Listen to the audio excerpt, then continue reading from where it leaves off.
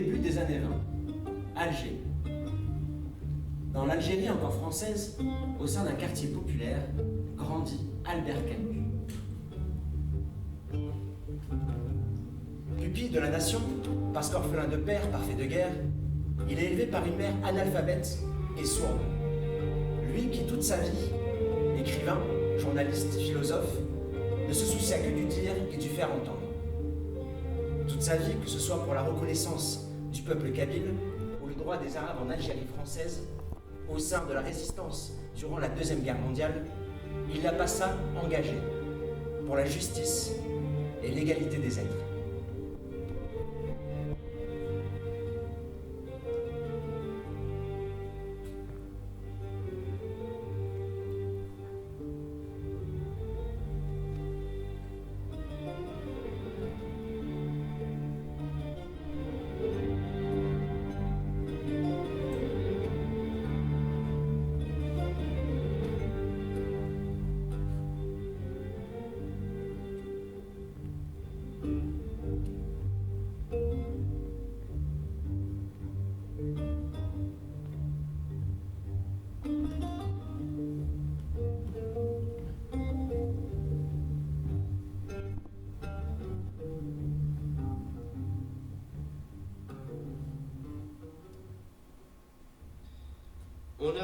On ne sait plus trop souvent, je crois, à confondre en Albert Camus l'artiste, le moraliste et même et surtout le philosophe.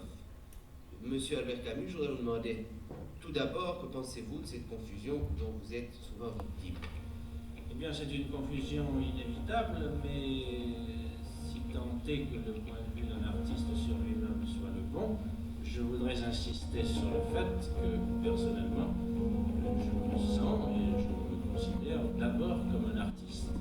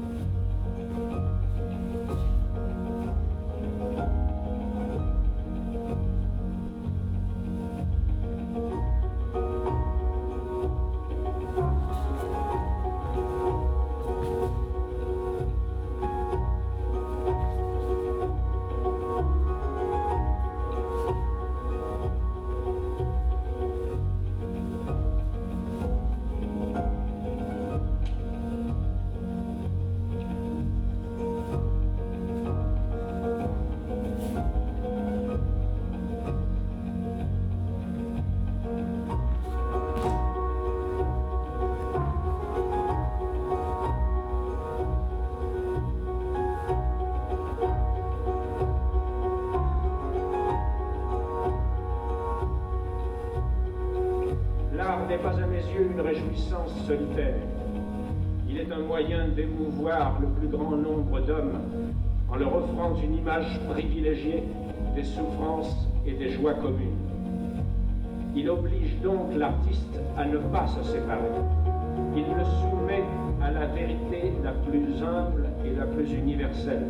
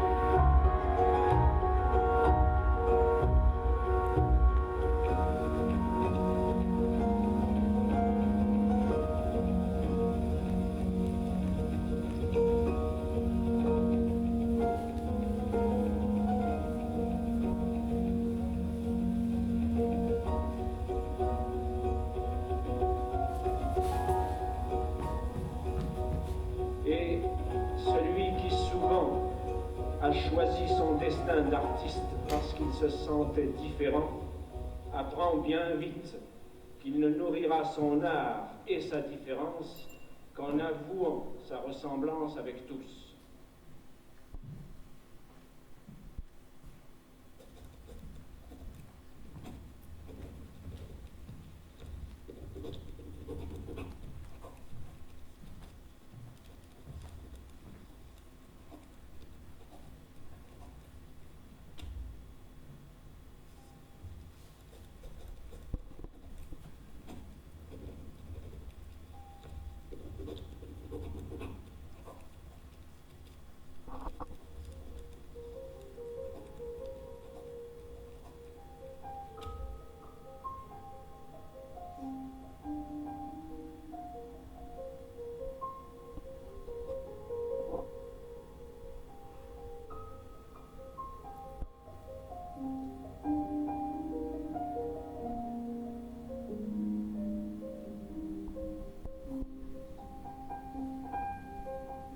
L'art de la révolte. L'homme refuse le monde tel qu'il est. Et pourtant, il n'accepte pas de lui échapper. En fait, les hommes tiennent tout le monde. Et dans leur immense majorité, ils ne désirent pas le quitter. Loin de vouloir toujours l'oublier, ils souffrent au contraire de ne point pouvoir le posséder assez. Étranges citoyens du monde, exilés dans leur propre patrie. Sauf aux instants fulgurants de la plénitude, toute réalité est pour eux encore inachevée. Leurs actes leur échappent dans d'autres actes, reviennent les juger sous des visages inattendus, fuient comme l'eau de Tantale vers une embouchure encore ignorée. Connaître l'embouchure, dominer le cours du fleuve, saisir la vie enfin comme destin, voilà la vraie nostalgie au plus épais de leur patrie. Et cette vision, qui les réconcilierait enfin avec eux-mêmes, ne peut apparaître qu'à ce moment fugitif qui est la mort, tout s'y achève. Pour être une fois au monde, il faut à jamais ne plus être.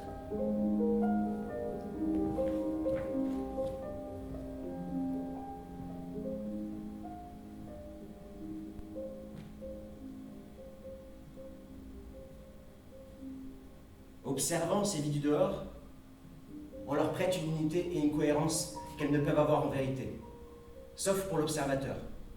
Il ne voit que la ligne de fait de ces vies sans prendre conscience du détail qui les ronge. Nous faisons alors de l'art sur ces existences.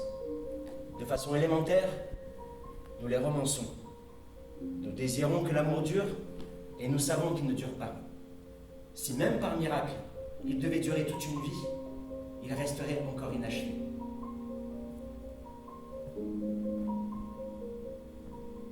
Peut-être, dans cet insatiable besoin de durer, comprendrions-nous mieux la souffrance terrestre si nous la savions éternelle.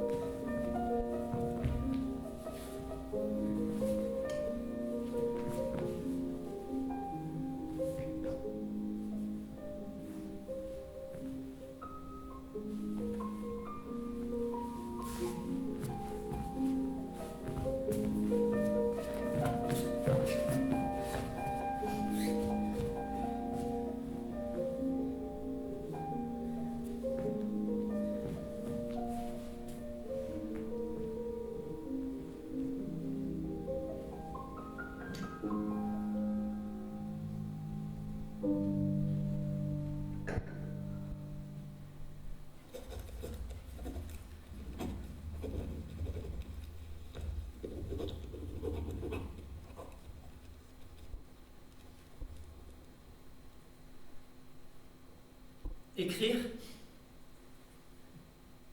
Écrire, danser. Mixer, danser, écrire. Pour transmettre la colère et dire non. Mettre des mots à la révolte, ou la révolte en mots, parce que ce qui est dit et ce qui est écrit ne peut plus être nié. Écrire pour exister. Écrire, danser, se faire entendre, pour transmettre la révolte à ceux qui ne savent pas ce qui se vit, ce qui se nie. Écrire la souffrance et la douleur du silence, et les abandons aussi. Nier ou aboyer, c'est la même chose. C'est ne pas se parler, ne pas se rencontrer, ni se considérer. Écrire la douleur des mises en marge, à mi-distance, de la misère et du soleil. Parce que le monde, c'est tous ensemble, ou pas du tout. Et si tu souffres avec moi de ce que je vis et que tu ne vis pas,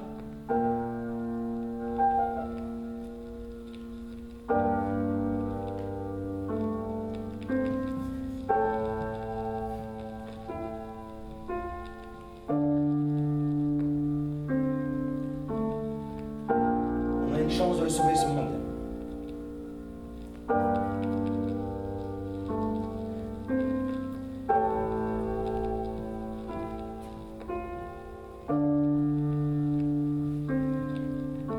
D'anéantir l'inacceptable par la reconnaissance mutuelle. J'existe parce que tu me vois.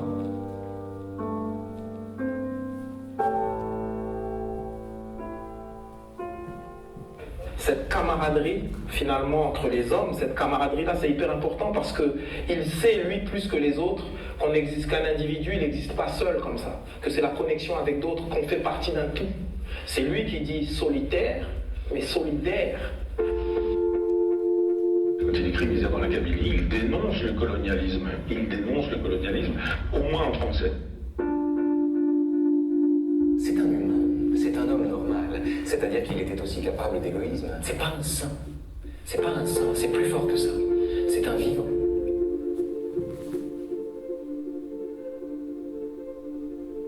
Camus a été hanté par le thème de la justice. Donc, mais par la suite, et donc il devient cet homme révolté.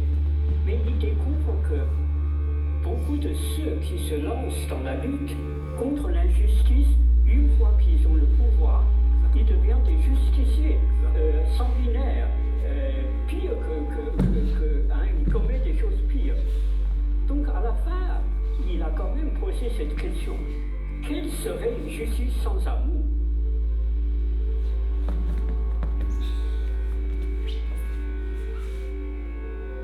Camus est un des auteurs français les plus lus dans le monde.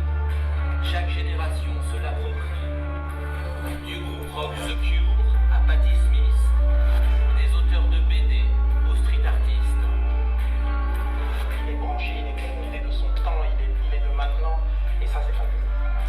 C'est quelqu'un qui vous donne le goût de la vie sans jamais vous mentir ni vous rassurer.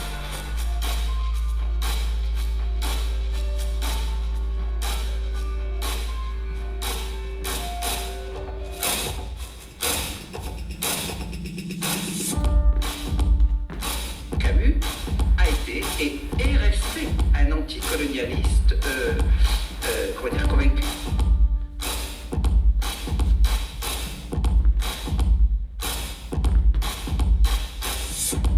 Camus est le gardien. Et il est concrètement gardien de tout, mais dans son approche des choses, c'est quand même quelqu'un qui protège, et qui est gardien de valeurs, gardien d'une vision du monde, finalement gardien d'humanité.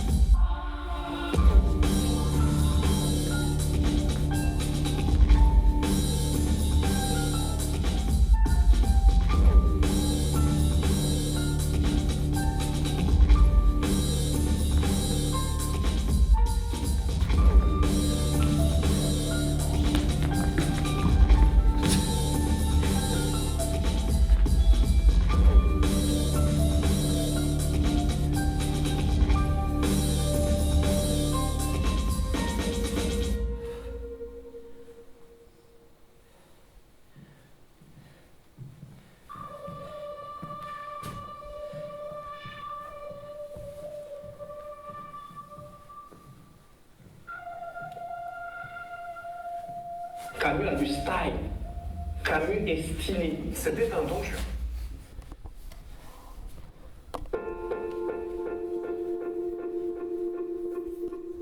Passionnant, notamment par le fait de l'impact de ce qui est autour de nous, sur nous finalement, sur ce qu'on va devenir. Et moi, il y a cette idée de dire que on a la crise qu'on traverse nous, et moi je viens de citer. Mais j'ai envie de dire que cette maladie finalement, elle touche la cité, mais elle touche aussi la cité au sens grec du terme, c'est-à-dire elle nous touche à la société. La société. C'est-à-dire qu'on a une absence de référence réelle. Une absence de modèle, de personnes finalement, qui tout d'un coup vont être dans le constat, analyser les choses, donner du sens, mais qui vont nous dire en fait, par leur vécu, par leur manière d'aborder les choses, qu'ils sont avec nous.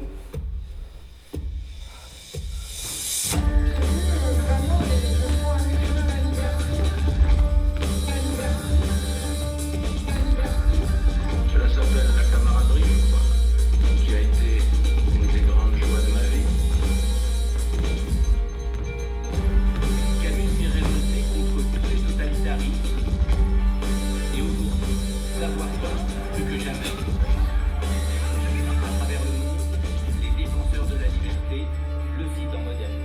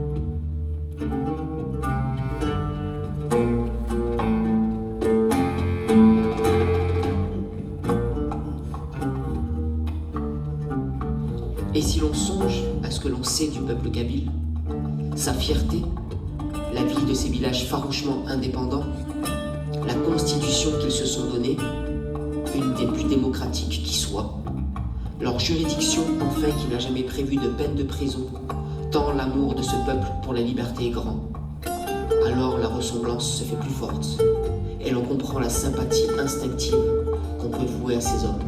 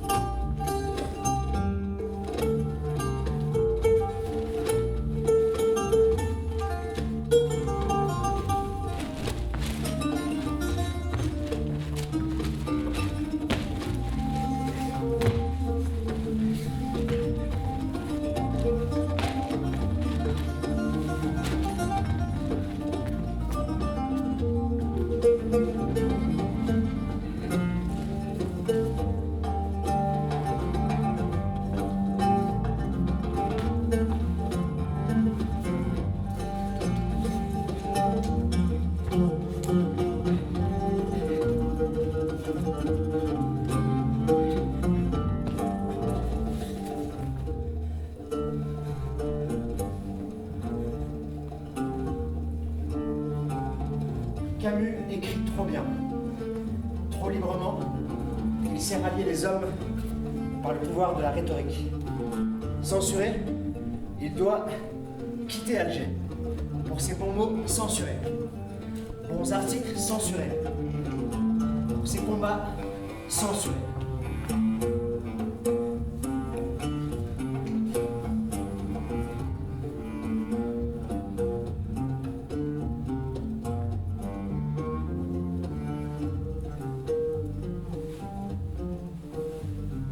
Il ne déposera pourtant pas les encres et choisira de s'exiler d'une France à l'autre.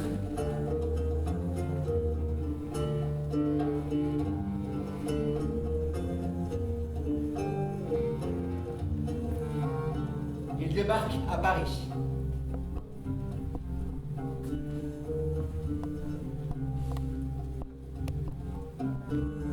Paris occupé, écrasé par le bruit des bottes allemandes, il faut défendre son pays. Par la plume d'abord, toujours, il rejoint la rédaction d'un journal clandestin.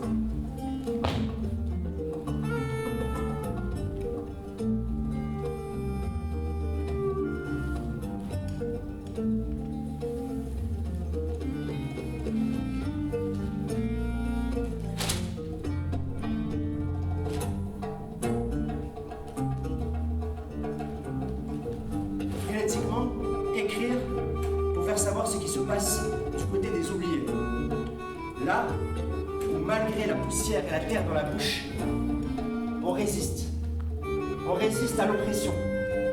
L'oppression de ceux qui cherchent à écraser.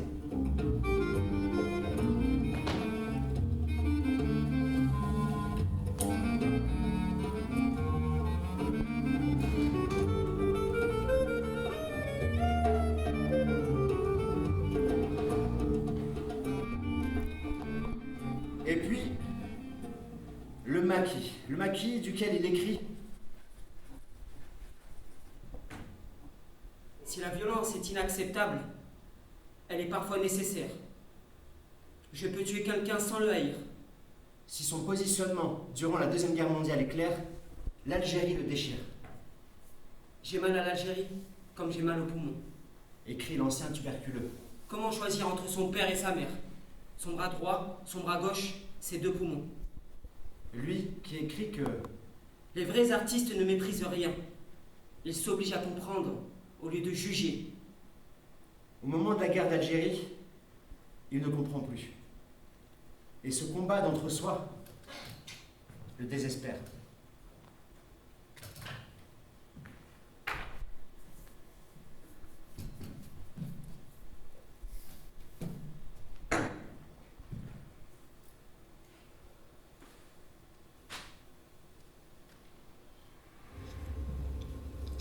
Pourquoi faut-il aimer rarement pour aimer beaucoup? L'amour croît avec la prodigalité. Plus j'en donne, plus j'en ai à donner. La seule règle que je connaisse est celle de la passion et de la vie. J'aime ici un sourire, là un trait d'humour, là une chevelure. Aimer sans posséder, aimer sans demander, aimer en toute liberté. Parce que je te connais, te reconnais en moi. T'aimer pour ce que tu es, qui ne m'appartient pas, mais que tu m'abandonnes parfois, comme un cadeau que je reçois. Aimer toujours au présent, pour le goût, pour le moment, pour le partage de l'intelligence et de la peau. Aimer pour la pensée qui reste et que j'emporte quand tu t'en vas. Dans ma chair, une empreinte de toi. Ne m'oublie pas quand tu me quittes.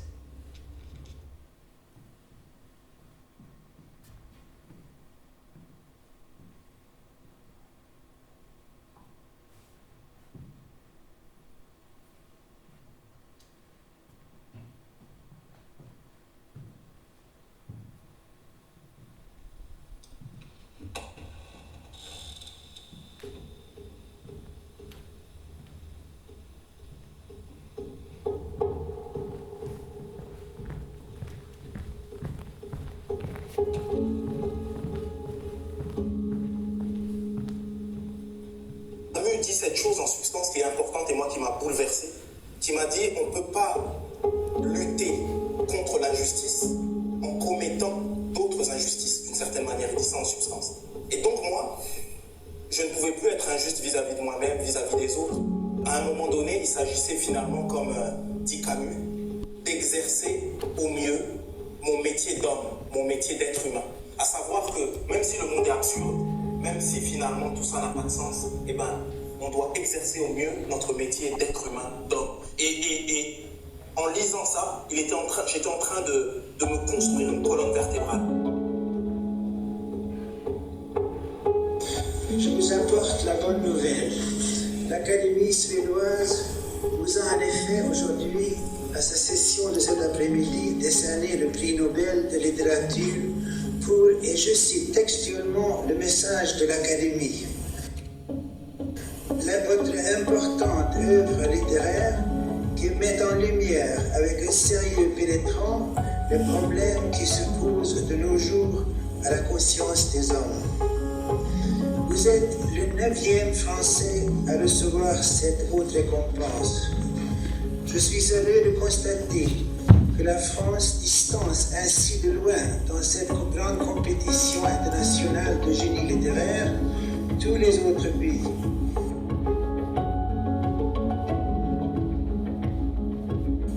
Je vous remercie, Monsieur l'Ambassadeur, et je vous prie de transmettre à l'Académie suédoise mes remerciements, particulièrement au nom de mon pays et surtout les remerciements d'un écrivain français d'Algérie.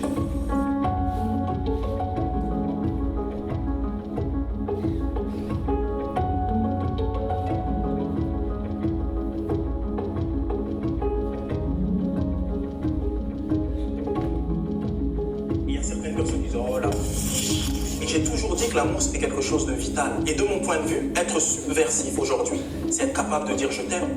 Parce que finalement, la posture entendue de la haine, la posture entendue de l'opposition, on la connaît. Mais le fait d'être capable de tout d'un coup, de s'asseoir avec l'autre, de dialoguer, d'être capable d'aimer l'autre, c'est le cycle camusien qui fait passer de l'absurde à la révolte et de la révolte à l'amour.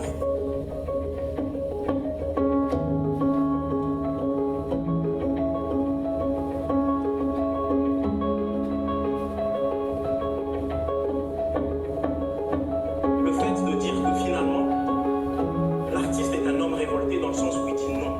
Il dit non à la bêtise, il dit non à l'ignorance, il dit non à sa propre bêtise, à sa propre ignorance, non à ce djihad qui voudrait qu'on mène un combat à l'extérieur, mais c'est un combat à l'intérieur face à sa propre bêtise, face à l'ignorance, face au fait de ne pas être dans la sympathie. Et c'est ça le génie de Camus. Et c'est ce qui fait que, voilà, et c'est ça qui m'intéresse, Camus et hip-hop.